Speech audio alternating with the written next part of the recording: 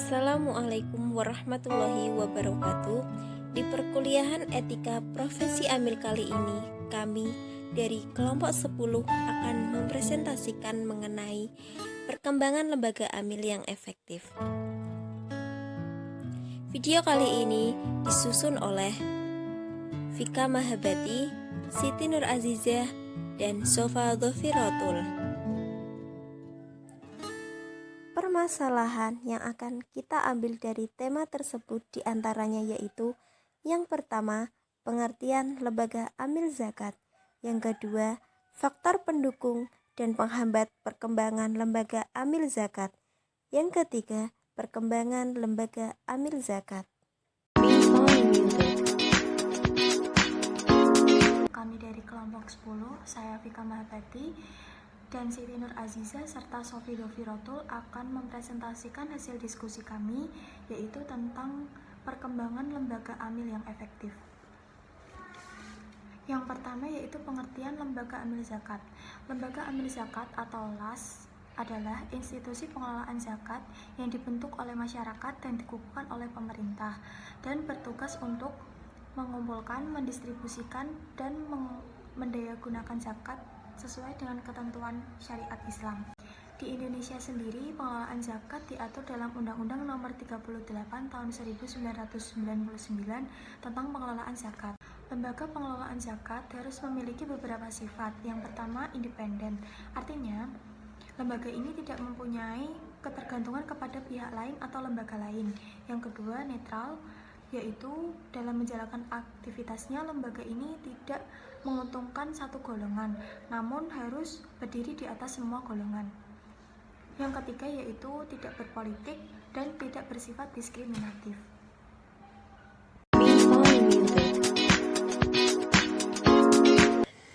Setelah pengertian lembaga amil zakat yang telah dijelaskan oleh Mbak Vika, selanjutnya saya akan menjelaskan mengenai faktor pendukung dan penghambat dalam perkembangan lembaga amil zakat dompet amanah umat. Yang pertama yaitu faktor pendukung. Faktor pendukung meliputi faktor internal dan faktor eksternal. Yang pertama dulu yaitu faktor internal.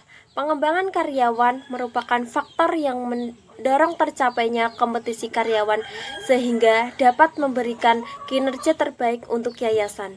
Pengembangan ini diharapkan dapat memberikan hasil yang sesuai dengan tujuan dan sasaran yang telah diharapkan oleh yayasan dengan standar kinerja yang telah ditentukan.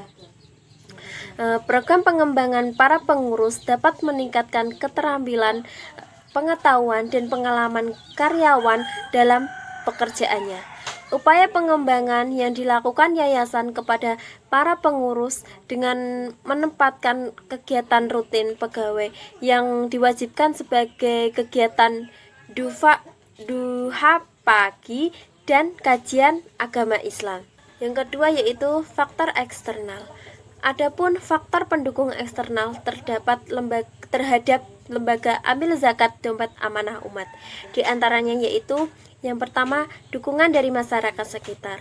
Kondisi keagamaan masyarakat sekitar sangat mempengaruhi bagaimana kondisi suatu yayasan, yaitu yayasan itu berada.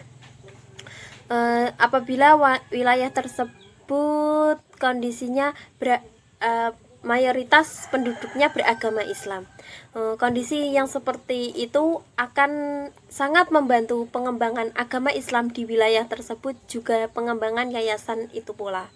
Yang kedua yaitu dukungan dari pemerintah. Pemerintah sekitar sangat mendukung keberadaan lembaga amil zakat dompet amanah umat ini. Dengan dukungan tersebut secara langsung telah turut serta dalam memperdayakan SDM masyarakat sekitar.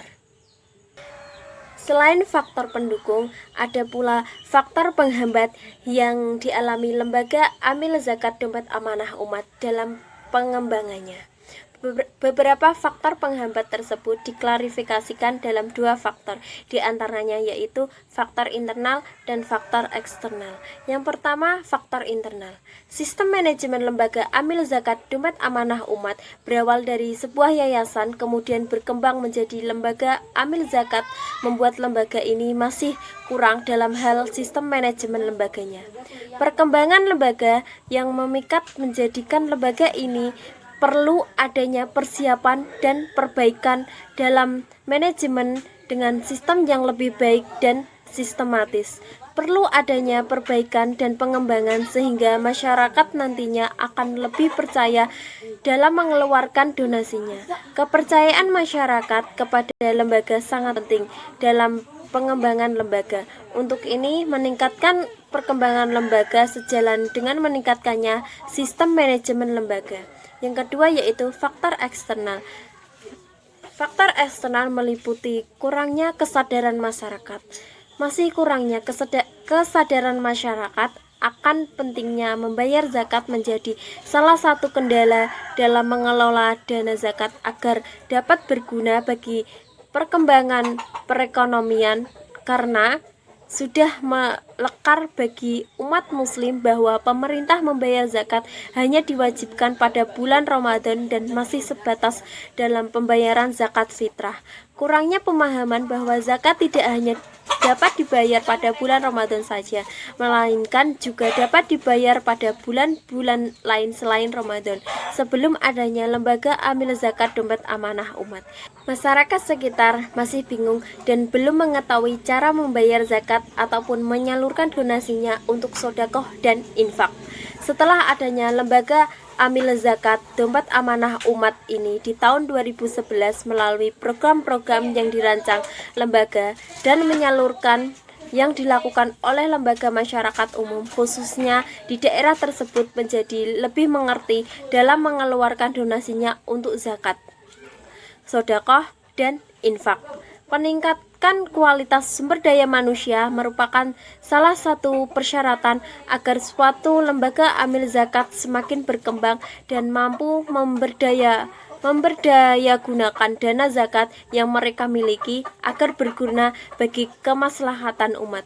Lembaga amil zakat harus mampu memberikan pemahaman dan kajian kepada masyarakat baik melewati lisan atau tulisan agar masyarakat terpenuhi hukum dan pentingnya dalam membayar zakat.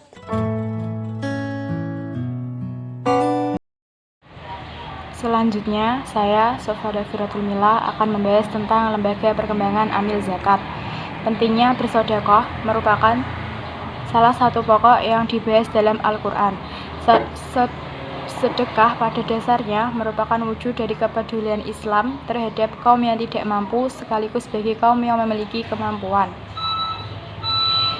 Islam adalah agama yang mendorong umatnya untuk meraih kemajuan, kejayaan, kemakmuran, dan kesejahteraan. Rezeki yang diterima oleh manusia tidaklah sama, ada yang lebih, ada yang kurang. Hikmatnya adalah untuk memberi peluang bagi orang yang berkecukupan untuk memperoleh pahala dan kasih sayang. Kasih sayang Allah dengan jalan saling berbagi kepada yang membutuhkan. Begitu pula bagi orang yang kekurangan untuk dapat bersabar dalam menjalani kehendak Allah, karena Allah akan selalu adil kepada umatnya. Selain itu, Islam juga berupaya dalam memberantas kemiskinan dan mewujudkan kesejahteraan umat dengan disyariatkannya perintah bersedekah, baik sedekah wajib yang berupa zakat maupun sedekah sunnah. Kewajiban ini dibedakan kepada seluruh umat Islam yang memiliki kemampuan di bidangnya masing-masing, seperti bagi yang memiliki kelebihan untuk menyedekahkan hartanya ataupun yang memiliki kelebihan di bidang ilmu pengetahuan bisa bersedekah dengan ilmunya. Terima kasih.